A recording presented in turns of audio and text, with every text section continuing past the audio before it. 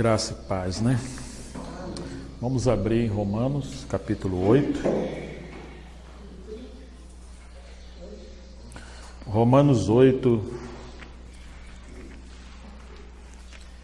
As riquezas insondáveis de Cristo, apresentadas por Paulo no livro de Romanos, são tão inescrutáveis que nós já estamos várias semanas no capítulo 8 e só chegamos à metade do capítulo, né? Então, eu estou até evitando ser tão detalhista para não ficar algo tão extensivo e a gente ser um pouco mais objetivo, mas, como eu disse no começo para os irmãos, esse é um livro de fundamentos da vida cristã. E é uma pena que muitos tentam edificar uma casa, mas não começa com fundamento. Começa com a superestrutura ou com acabamento. Alguns pensam muito rápido em cobertura e em embelezamento da casa. Mas quando vem um vento, a tempestade, seja um vento de doutrina ou seja um vento de contradições circunstanciais, seja uma crise interna, seja no âmbito do ministério, da doutrina, essa casa cai, né? Então, isso pode se aplicar tanto à vida cristã, como também à edificação da igreja. Se não tivermos um fundamento inabalável da verdade de Deus em Cristo, que é a rocha inabalável, não teremos uma vida cristã vitoriosa. Automaticamente, se uma assembleia de irmãos for formada por irmãos que não têm fundamento, conforme o livro de Romanos, então não tem uma vida cristã adequada, conforme o livro de Filipenses, por exemplo, que fala da experiência cristã normal, automaticamente seremos mais uma Corinto, uma igreja em Corinto, do que uma igreja em Filipos ou uma assembleia em Éfeso, que representavam mais maturidade. Então, a necessidade de uma assembleia sólida é urgente, mas isso só é possível quando a gente lança fundamentos mais profundos, tem que estar enraizados na verdade de Deus em Cristo. Toda vez que a gente abandona a verdade, nós nos iludimos com aquilo que é externo. Deixamos de andar por fé e passamos a andar por vista. E a tendência é o que é chamado de pragmatismo. O que é isso? É quando as pessoas preferem aquilo que gere experiência, gere vida, gere algum tipo de justificativa para você seguir adiante. Só que a verdade, ela é eterna, ela é imutável, ela não depende da sua nem da minha experiência. Não precisa acrescentar nada além da verdade, porque ela é absoluta em si mesma. Deus é um Deus que tem compromisso com a verdade, porque Ele é a verdade, Ele é verdadeiro. Então a tendência é pegar aquilo que gere uma resposta para uma necessidade agora. O que vai gerar crescimento agora? O que vai multiplicar o número de membros agora? O que vai fazer as pessoas ficarem melhor agora? O que vai fazer as pessoas se sentirem bem agora, mais confortáveis? Por mais que nós tenhamos necessidade de nos sentir confortáveis, mas muitas vezes o fato de nos sentirmos confortáveis, esse é o trampolim do nosso abismo, porque nós queremos massagear o nosso ego. O seu problema, muitas das vezes, é falta de arrependimento, de confissão de pecado, de abandono da desobediência, da falta de submissão. Não adianta a gente procurar remédio nesse mundo se nós não encontrarmos a verdade de Deus em Cristo, porque Deus tem compromisso com a verdade. Não espera que Ele vá responder a sua oração se você ora de maneira contrária à sua verdade ou ao que Ele fala.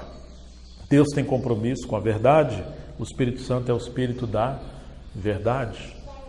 Então, muitas das vezes, nós temos uma vida contrária à verdade e não de acordo com a verdade. E isso é apostasia. Quando nós estamos olhando esse capítulo tão extraordinário de Paulo aos Romanos, você vai ver que Paulo está cavando e expondo a verdade de Deus, especialmente em relação aos fundamentos. Quem é a pessoa do nosso Senhor? a sua obra na cruz, as suas palavras. E aqui você encontra a ira de Deus no capítulo 1. Se você encontrar um evangelho que não fala da ira de Deus, isso é um falso evangelho. A Bíblia mostra várias vezes Deus como um Deus irado, ainda que ama o ser humano, mas abomina o pecado. Então, Paulo começa falando da consequência que há quando nós tentamos anular a verdade de Deus, porque estamos nos apegando a coisas que vamos tentar fazer bem fora do propósito de Deus. As pessoas estão transformando, entre aspas, porque é impossível transformar, a verdade de Deus em mentira e adorando mais a criatura do que o Criador. E a maior criatura, primeira que mais se adora, é a si mesmo, e isso é um grande ídolo. Quando você vive para você, você é um idólatra. Nós somos idólatras. E nós estamos afrontando a Deus porque não nascemos para isso.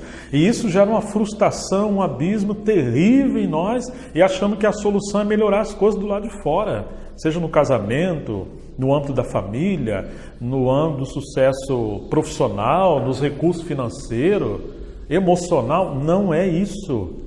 A raiz de todo mal está no abandono da verdade de Deus, de uma vida profunda com Deus, de consagração a Deus, de entrega a Deus. Você compra um objeto, seja um liquidificador, um ferro de passar roupa, qualquer aparelho, ou um vaso. Se você não liga e não usa ele para aquilo que ele foi desenhado, ele vai ser inútil para você. Não é verdade? Você acha que o Senhor comprou você e a mim para sermos inúteis? Não. Só que Ele espera que a gente se permita, se entregue para Ele guiar nossas vidas conforme suas mãos. E Paulo fala a Timóteo que na grande casa de Deus tem vaso de honra e de desonra. Vaso de ouro, de prata, mas também tem vaso de madeira e de barro. Uns para honra e outros para infâmia ou vergonha. Irmãos, nós somos vasos, não para conter o lixo desse mundo. Não para ter uma vida conivente com o pecado. Nós somos vasos, como vaso de barro, para conter o tesouro da glória, que é Cristo. E Ele quer que sejamos conformados com Ele. Então, lembra daquele vaso nas mãos do oleiro, lá no livro de Jeremias 18? Ele está trabalhando com vaso, o vaso não ficou bom. O que ele fez com ele? Não, meu filho, fica assim, eu vou te abençoar. Não, o que ele fez com o vaso? O oleiro fez o quê? Ele quebrou o vaso. Para quê? Para fazer de novo. Essa é a obra da cruz em nós. Deus vai nos quebrando, quebrando, quebrando, até atingirmos aquela posição de ser um vaso útil ao seu possuidor. Mas qual é o nosso problema? É que nós fugimos desse quebrantamento. Nós fugimos das aflições. Nossa tendência natural é fugir de tudo aquilo que nos leva ao desconhecido. Se eu vou perder o controle, eu fujo daí. Nós queremos ficar na nossa zona de conforto. Fugitivos e inimigos da cruz de Cristo, cujo Deus é o ventre. Muitas vezes somos assim. Por isso que muitos cristãos não crescem. Eles continuam meninos, porque todas as vezes que o Senhor os traz a disciplina, dá um jeitinho de fugir. E impedimos a obra de Deus. Mas o que vai acontecer? O Senhor nos ama de tal maneira que no livro de Romanos, nesse capítulo 8, Paulo vai dizer uma passagem que muitas das vezes nós falamos e memorizamos com a cabeça, mas precisamos orar para que isso se torne realidade em nós. Capítulo 8, versículo 28. Que nos diz assim: e sabemos que todas as coisas contribuem juntamente para o bem daqueles que amam a Deus, daqueles que são chamados segundo o seu propósito. Presta atenção nisso aqui. Paulo sabia que apesar de acontecer coisas mais absurdas na vida dele, como ser apedrejado, como ser perseguido pelos próprios cristãos, falsos cristãos, como ser abandonado, como ser perseguido e ser preso pelo menos 4 a 5 vezes e ser sentenciado à morte, ainda assim Paulo está dizendo que ele sabia, e aqueles que andavam com ele sabiam. O que ele sabia, irmãos? O que diz esse versículo? Deixa eu ajustar esse cronômetro. Todas as coisas cooperam para o bem daqueles que amam a Deus, daqueles que são chamados segundo o seu propósito. O que isso aqui representa para nós, irmãos? Muita coisa. Mas vamos tentar, com a graça de Deus, compreender a mente de Paulo. Em primeiro lugar, Deus é soberano ou Ele não é soberano? Ele é soberano. Isso significa que a partir do trono, Ele tem todas as coisas debaixo do seu controle. Teria Deus perdido o controle? Quando cristãos foram perseguidos, massacrados, teria Deus perdido o controle quando houve a perseguição em Atos dos Apóstolos e todos aqueles cristãos foram esparramados para muitas terras dos gentios? Teria Deus perdido o controle quando Paulo foi preso e decapitado por Nero? Não. Paulo sabia que todas as coisas contribuem para o bem daqueles que amam a Deus. Contribui para quê? Qual é a contribuição? Tendo Jesus falado, no mundo tereis aflições. Ô Senhor, o Senhor não poderia nos livrar das aflições? Sim, Ele poderia. Se o propósito dele fosse simplesmente fazer bem ao homem, poupar o homem de sofrimento. Mas será que o propósito de Deus é esse? Vocês acham que é esse? Que o propósito de Deus é manter você na caminha, né? Debaixo do edredom, aquele climazinho tranquilo, ninguém te molesta. Não é isso, irmãos. Paulo está dizendo para o bem daqueles que são chamados conforme o seu propósito. Então tem um propósito eterno, é isso que Paulo está vendo. Ele está vendo a partir da soberania e que Deus tem um propósito eterno. E porque Ele tem um propósito eterno, e o homem foi chamado para cooperar com Deus, e o homem tem responsabilidade. Irmãos, mesmo o homem que não está em Cristo, ele dará conta porque ele é responsável das suas ações e das suas escolhas. Pilatos, que poderia ser desintegrado ali pelo Senhor, fulminado em fogo, o Senhor não fez nada. Ele chega a falar, nenhum poder te seria dado se do céu não fosse dado, né? Você não teria nenhum poder, mas agora Jesus se sujeita a esse poder, porque Ele sabe que seu Pai está no trono. Ele se permite ser traído pelo seu povo, pelo seu discípulo amado, que Ele amava, Judas. Ele se permite ser conduzido ao Calvário. Ainda que houve acusação, você salvou os outros, você não pode salvar a si mesmo? Ele pode, mas Jesus não se salvou. Como diz a Jess Penrose, Jesus não pode salvar a si mesmo. Não pode não no sentido de impotência, não pode no sentido de escolha, porque Ele se rende à vontade de Deus. Não pôde, não que não pode, não pôde. Então, quando você vê a vida de Jesus e o pensamento de Paulo, ele agora começa a falar no verso 29, porque os que dantes conheceu, dantes quando? Antes da fundação do mundo, na eternidade, na presciência de Deus, quando Deus, antes de criar, antes de todas as coisas, Ele viu você, Ele viu a mim, Ele viu a todos.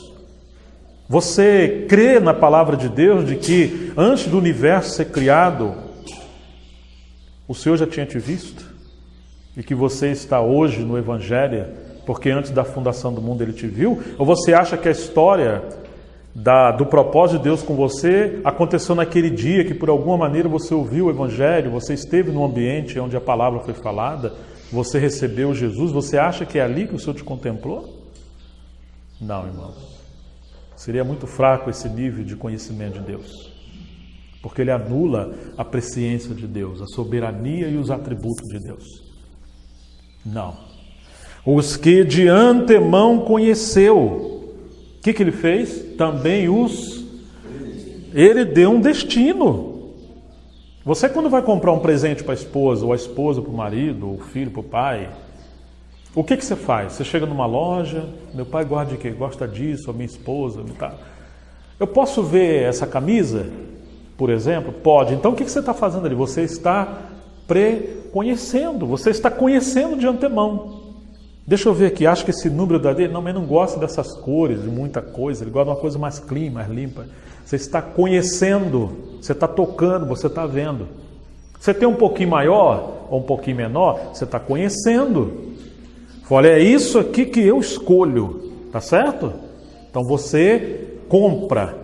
E o que você compra, você fala, agora por favor, você tem como embrulhar para presente, bem bonitinho? Tem. O que você está fazendo agora? Você está predestinando, você está dando um destino para aquilo que estava largado ali e podendo ser levado por qualquer um, você comprou, agora é seu. E o que você vai fazer? Você está predestinando aquilo que você comprou para um propósito. Não é assim que a gente faz? Aí chega até a pessoa. E aí você tem o beneplácito, como diz Paulo, da sua vontade. Deus teve um propósito e Deus teve um desejo de dar um presente a si e ao seu filho, um beneplácito, de propósito a si mesmo. Só que nesse beneplácito, nesse propósito, envolveu o homem. Então, irmãos, ele conheceu você e a mim, quando? Antes da fundação do mundo. E porque ele nos conheceu, ele nos predestinou. Amém? Poxa, essa palavra está na Bíblia, né? Daria uma conferência entrar sobre essa questão de predestinação, livre-arbítrio, graça de Deus versus responsabilidade humana. Predestinados não para o céu. Talvez a confusão hoje de entender essa luta de gladiadores teológica entre o calvinismo e arminianismo, porque as pessoas configuram ou limitam a predestinação para o céu ou para a salvação. Mas quando você estuda a palavra de Deus, você vai ver que é uma predestinação em Cristo e para Cristo. Não tem a ver com o céu em si. Tem a ver com a glória de Deus em Cristo enchendo o universo através de nossas vidas. Fomos predestinados para sermos conformados ao nosso Senhor Jesus Cristo, a mesma imagem. Amém? Se você não vê isso, o céu para você é um inferno. E o inferno para alguns que veem, fala, meu Deus, isso é o céu. Eu me refiro ao estado de vida. Porque quando Paulo está no meio da tribulação, sabe o que Paulo fala? Que ele se gloriava na tribulação.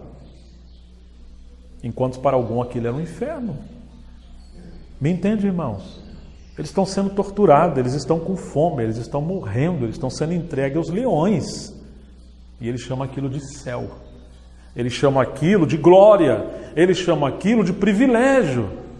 Por quê? Porque eles sabem da soberania de Deus, eles sabem da presciência de Deus, eles sabem da predestinação de Deus a eles, e eles sabem que as suas vidas estão nas mãos do Senhor e que Deus coordenou todas as coisas para o bem daqueles que o amam.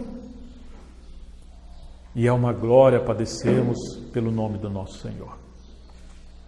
Porque sobre eles, disse Pedro, repousa o Espírito da glória de Deus, aqueles que sofriam segundo a vontade de Deus. Você foge do sofrimento e você está nu diante de Deus. Muitas vezes estamos carentes como mendigos da bondade de Deus, da graça e do Espírito de Deus.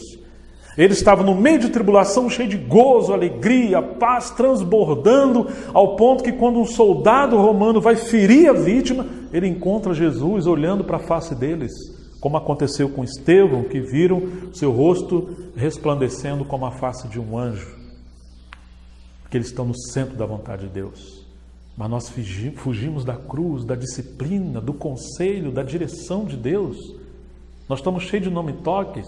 E como que nós estamos? Estamos em trevas, tristes, arrasados, sem motivação, sem nada.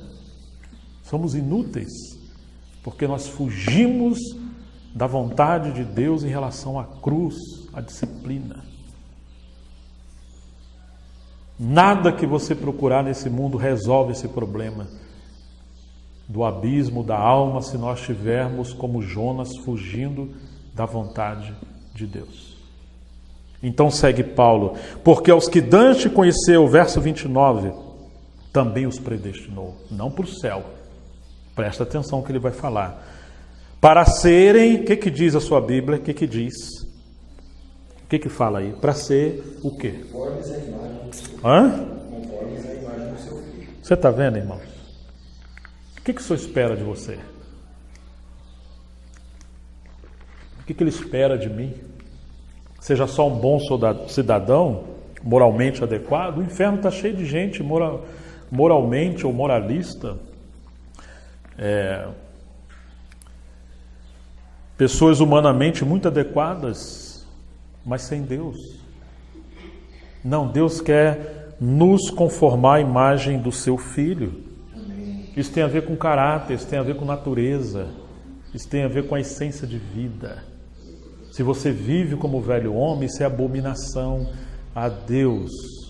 Irmãos, o homem, nós, sem a graça em nós mesmos, nós somos tão terríveis que a cruz provou que o homem mata Deus, se ele puder. O que o homem fez com Deus feito carne? Jesus Cristo, nosso Senhor. Matou. Estão entendendo, irmãos? Você tem que entender, e eu entender, que o nosso ego, ele é tão terrível, que às vezes parece que somos piores que os demônios. Vocês vão estranhar o que eu estou falando. Mas é preciso você entender que você é terrível e eu sou terrível. Não tente se melhorar. Não tente se agradar. O Senhor falou assim, quem amar sua própria vida, o que ele vai dizer? Ele vai perder. Se você se ama, você está perdendo a sua vida por causa da sua idolatria com você. O que é perder a vida ali? A vida no grego ali é psique, é mente, é vontade, é emoção. Quantas pessoas desprovidas de alegria? Desculpa falar nisso porque eu sei que nós temos lidado com depressão, com várias pessoas, e nós amamos uns aos outros e somos humanos. Irmãos, quase sempre, se não sempre, a depressão é fruto da rebeldia do homem contra Deus. Porque uma vida no centro da vontade de Deus é uma vida cheia do Espírito Santo. E o fruto do Espírito Santo começa com gozo, alegria, paz, bondade, amor. Entende, irmãos? Longanimidade, domínio próprio. A pessoa não está se entregando ao pecado, não está se arrastando. Nós precisamos ser cheios do Espírito Santo. Como vamos ser cheios do Espírito Santo? Se nós afrontamos a Deus com a nossa rebeldia e desobediência, a palavra fala, vai para a direita, fala, eu vou para a esquerda. Não faça assim, mas eu faço. Leia a Bíblia para conhecer a vontade de Deus e quando encontrar, põe sua cara no pó e fala, Senhor, me dê graça para obedecer. Irmãos, me ajuda a obedecer a palavra. Me ajuda nessa área que eu sou fraco, mas não me deixe andar nas trevas da minha cegueira, do meu ego. Se você guiar a sua própria vida, você vai pegar um atalho e não o caminho que Jesus falou, eu sou o caminho, a verdade e a vida. Ninguém vem ao Pai a não ser por mim. Você vai pegar o atalho que o velho homem procura, que é uma vida enganosa de prazer e de entretenimento. Isso te conduz ao inferno. Isso te conduz ao abismo. Isso te conduz, se você é salvo, a uma vida depravada, imoralmente incorreta, de pecado, de reprovação. Salvos, porém, alvos da disciplina do trono, e um dia, quando vier o reino milenar, ficarmos nas trevas exteriores, ficarmos debaixo da disciplina. Irmão, nós temos que ter temor disso. Erramos porque somos humanos. Pecamos porque essencialmente somos pecadores, mas não devemos querer permanecer no erro e não amar o pecado. Não entende a diferença, irmão? Tropeçamos e caímos, mas devemos buscar a graça de Deus e nos levantar para prosseguir. Todas as coisas cooperam para o bem, não é para te afastar de Deus no meio da tribulação, mas é para te trazer para mais perto dele. O que você vai fazer com a tribulação? O que você vai fazer quando você for confrontado? O que você vai fazer quando as coisas estiverem no seu caminho, dando tudo errado contra o que você planejou? Como dizia David Wilkerson, você está com raiva de Deus? Né? Por que está com raiva de Deus? Porque Ele não está mimando você? Você é um filho mimado? Você acha que as coisas têm que ser do jeito que você quer? Você acha que Deus te ama menos porque você passa por aflição? Você não conhece Deus se você pensa assim. É um falso Deus. Como dizia Eugene Peterson, o Cristo genérico. Esse Cristo cósmico que está sendo pregado hoje, essa visão cósmica, globalizada, gnóstica, esse hedonismo do homem querer ter uma vida, mesmo com Deus, para vantagem e privilégio próprio. Não, isso não é o Evangelho, irmãos. Isso não é o Evangelho, isso é um falso Evangelho. Todas as coisas cooperam para o bem daqueles que amam a Deus, daqueles que são chamados segundo o seu propósito. Deus tem um propósito eterno. Porque os que Dante conheceu também os predestinou para serem conformados à imagem do seu Filho, a fim de que ele seja o primogênito entre muitos irmãos semelhantes a ele. No livro de João, você vai encontrar o capítulo 3:16 e o capítulo 1, verso 1:18, dizendo que Jesus é o unigênito do Pai. Tá certo? Deus amou o mundo de tal maneira que enviou o seu Filho unigênito, único, ou seja, único gerado, porque o Verbo se fez carne. Mas ele morre, ressuscita. E no livro de Hebreus ele fala: eis aqui a mim e os filhos que me deste. Agora, quando você vê a obra da cruz, da perspectiva de Paulo, você vê que a mensagem da cruz, resumindo, é do unigênito ao primogênito. O único filho em quem eu me comprazo, é assim que Deus se refere ao seu filho. Mas agora você tem muitos filhos. Mas será que Deus pode ter prazer em todos nós? Ele tem prazer em nós no amado, que é o seu filho. Mas agora Deus quer que nós sejamos conformados à sua imagem, a fim de que ele seja, verso 29, a imagem do seu Filho, o primogênito, ou seja, o primeiro de uma série, entre milhares e milhões e milhões e milhões de irmãos semelhantes a Jesus. Estão vendo, irmãos, a diferença?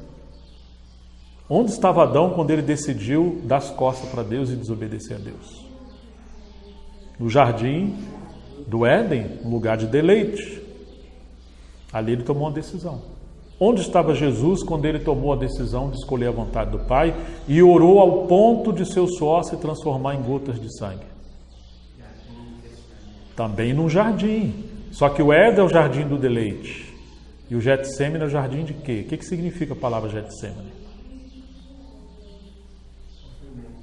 Era um lugar que representa onde as azeitonas eram espremidas, esmagadas para sair o óleo. Isso representa que Jesus foi esmagado, disse Isaías 53, foi do agrado do Pai esmagá-lo, moê-lo, porque ele derramou a sua vida na cruz e agora o Espírito Santo foi liberado para nos salvar. Agora ele quer que essa vida de cordeiro que está em nós, ela não fica trancada à semelhança de Adão. Nós procuramos um lugar de deleite, voltando à desobediência de Adão. Me entende, irmãos? Nós estamos andando no caminho de Adão ou no caminho do último Adão?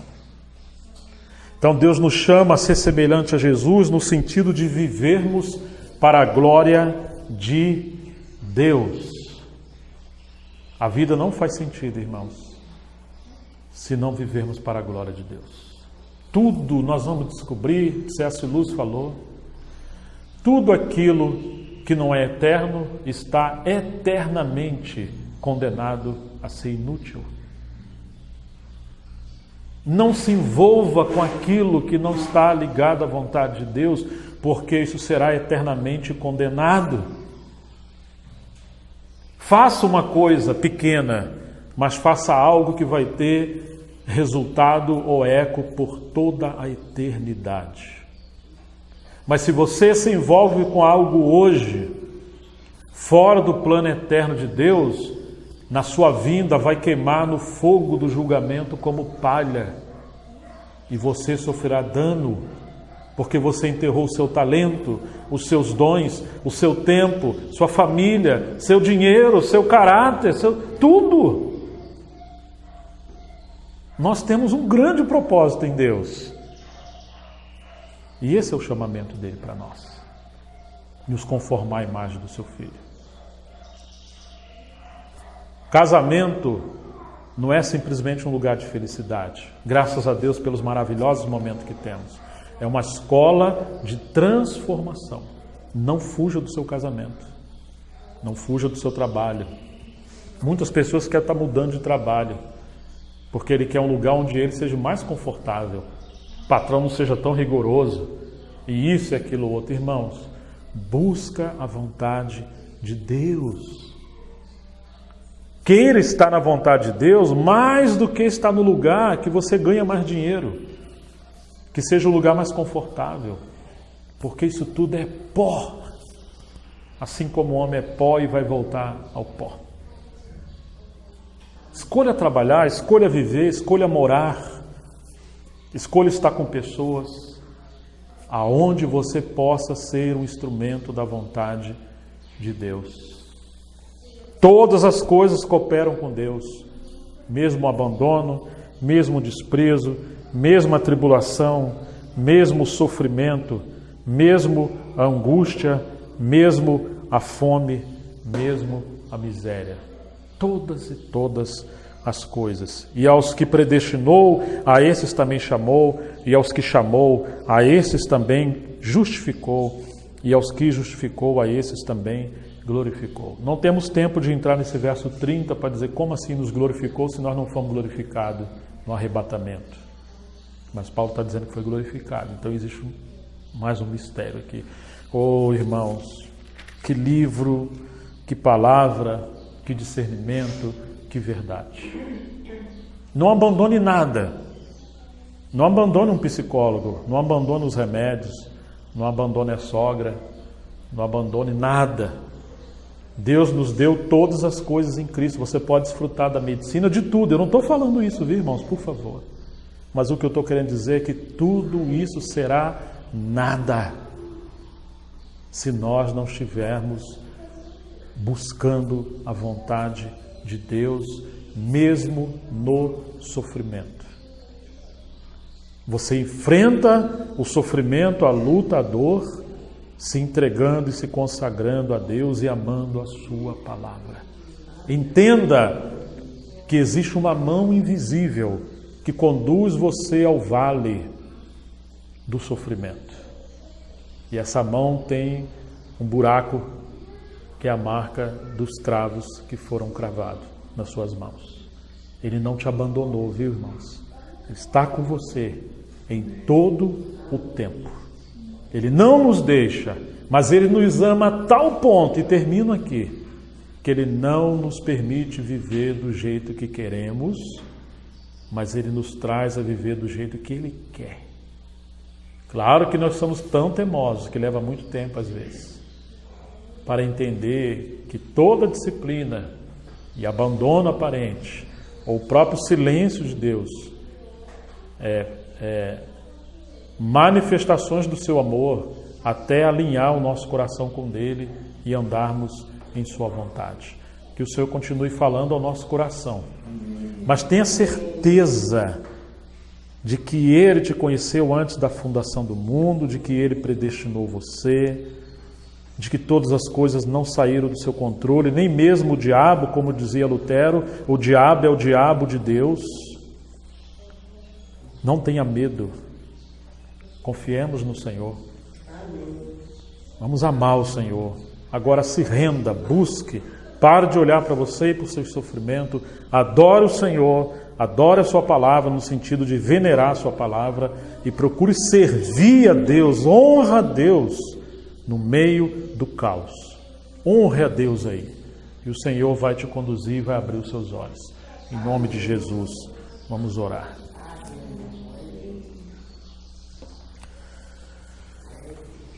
Pai, em nome de Jesus, nós agradecemos a Ti, Senhor. Quanto mais Te conhecemos, compreendemos que menos e menos e menos Te conhecemos, porque o Senhor é, ó Deus, tão grande, tão soberano. E nós queremos, ó Deus, Te dar graças, porque apesar do mistério da Sua vontade, da Sua soberania, o Senhor nos ama, Senhor, e de maneira tão graciosa fala conosco na Tua palavra e mostra para nós a Sua vontade. Senhor, ajuda-nos a agarrar a Sua palavra, a não nos afastar dela, a crer nela, e que essa palavra seja misturada com fé, que Teu Espírito possa nos encher, Senhor, nos capacitar, nos dar graça, Deus, de compreender a Sua soberana vontade. Ó Deus, aqueles que estão em dor, em luta, em problemas, ajuda-nos, como disse o Senhor a Paulo, a minha graça te basta, ajuda-nos a estarmos cheios da graça do Senhor, livra-nos da tolice de querer guiar a nossa vida, livra-nos da vontade própria, da preservação própria, livra-nos da opinião. Nós estamos tão cheios de opinião, Senhor, mas que possamos sujeitar todas as coisas à palavra do Senhor. Pedimos a Tua bênção nessa semana, a Tua bênção na família, no trabalho, nos negócios de cada um. Sobretudo, nos dê mais tempo, nos dê essa graça de gastar tempo com a Tua palavra, tempo com a oração, tempo de estar aos pés de Jesus, para procurar ouvir o Senhor no meio de todas as dificuldades. Ouça, nos ensine como Maria a prostrar aos Teus pés. Não nos deixe trair o Senhor por outras coisas fúteis dessa vida e abandonar o refúgio secreto da alma, que é uma vida imergida na comunhão contigo em profundidade. Nós oramos, Senhor, em nome de Jesus, para a Tua glória. Que o Senhor, ó Deus, possa encontrar caminho entre nós para sermos úteis ao Senhor. Queremos ser vaso de honra, não vaso de vergonha, Senhor. Queremos ser vaso de honra cheio da graça do Senhor, da revelação de Cristo, em nome de Jesus. Amém.